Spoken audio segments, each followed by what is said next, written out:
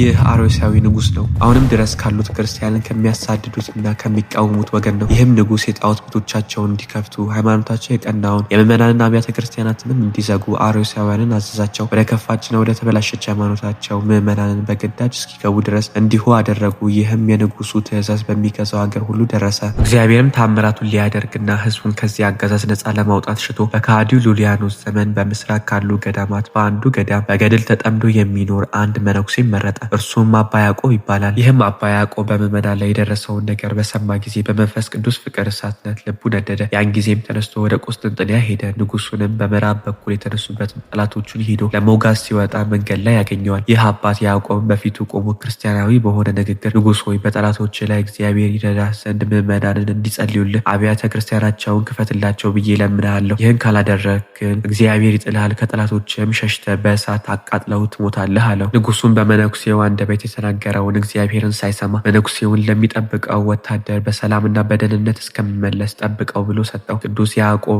አንተ በደህና ከተመለስክ በእኔ አንደበት እግዚአብሔር አልተናገረም ማለት ነው አለው። ያን ጊዜም ቅዱሱን ይዘው ደብድበው አሰሩት። ንጉሱም ከሰራዊቱ ጋር ወደ ጦርነቱ ሄደ። አርዮሳውያንም በጸሎታቸው ምንም ሊያግዙት ቢሞክሩ ክብር ይግባውና ጌታችን ግን ስራ ሊሰራለውና በጠላቶቹ አንጻር ጣለው። እነርሱም ጠላቶቹ እየተከታተሉት ሸሽቶ ከአንዲት አዕድ ውስጥ ገባ። በዚያም በአርዮስ ሃይማኖት ከሚያምኑ ወገኖቹ ጋር በእሳት አቃጠሉት። የቀሩትም ሰራዊት ሁሉ ሸሽተው ወደ ቁስጥንጥንያ ተመለሱ። ይህንንም መልካም ዜና ሃይማኖታቸው ለቀና ምዕመናን ተናገሩ። የዚህ ጻድቅ አባት ያዕቆብም ትንቢቱ ተፈጸመ።